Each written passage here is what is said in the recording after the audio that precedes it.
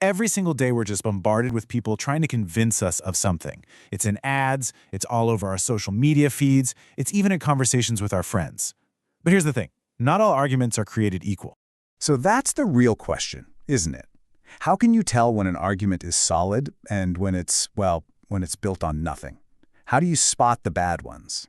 First off, we've got to realize that we're basically swimming in an ocean of arguments. All day, every day. At work, online, at the dinner table, we hear them and we make them constantly. But here's the catch. So many of these arguments are actually kind of broken. They're built on faulty logic. They use these little tricks and errors in reasoning that are designed to get you on their side, whether what they're saying is true or not. So, what's our defense against this stuff? Well, we learn to spot the tricks. Think of it like you're building a critical thinking toolkit. And today, we're going to add some of the most common and most powerful tools to that kit. They're called logical fallacies. So, what is a logical fallacy?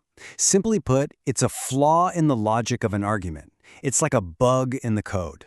It's a trick that makes a weak argument seem strong, usually by playing on our emotions instead of our reason. And trust me, once you learn to spot them, you'll start seeing them absolutely everywhere. Okay, let's start with a big one.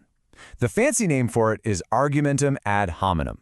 It's Latin, and it literally means to the person. And yeah, it's exactly what it sounds like. It's when the argument stops being about the topic and starts getting personal. Take a look at this. Notice what the patient is doing here. They're not discussing the health risks of smoking or the medical evidence. Not at all. Instead, they're just completely deflecting by attacking the doctor's personal habits. But think about it. Does the doctor being a smoker suddenly change the fact that smoking is bad for you? Of course not.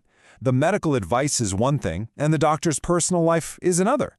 This is just a really clever way to dodge the actual argument, because, let's be real, it's so much easier to attack someone's character than it is to argue against their facts. All right, so our next fallacy isn't about attacking the person, it's about attacking a distorted, twisted, fake version of their argument. This one is called the straw man fallacy. This is a perfect example. On the left, you see the real argument. Hey, maybe we should have some minimum legal standards for animal welfare. Seems pretty reasonable, right? But now look at the straw man on the right. That reasonable idea gets twisted into this extreme position. My opponent wants to destroy our entire agricultural industry. That new argument, the straw man, is way easier to knock down. And that's the whole game. The person feels like they've won the debate, but they didn't even touch the actual issue.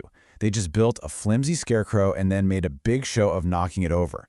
It works so well because it makes the other person's views sound totally ridiculous, and nobody wants to agree with a ridiculous idea.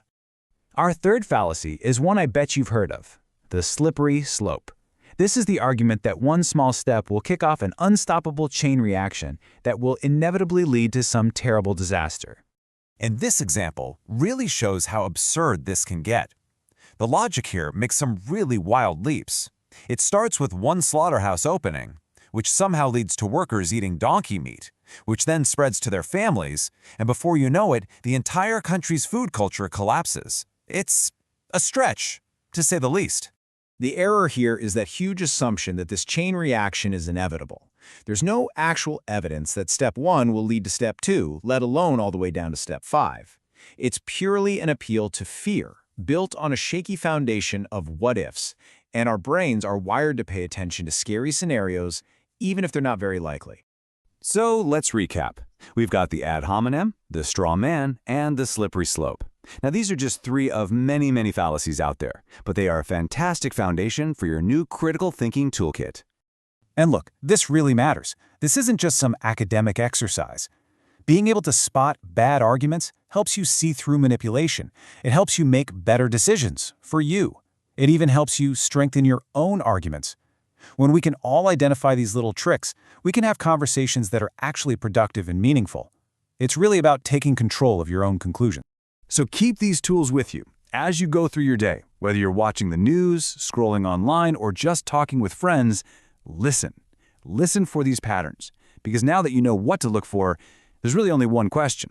What flawed argument will you spot first?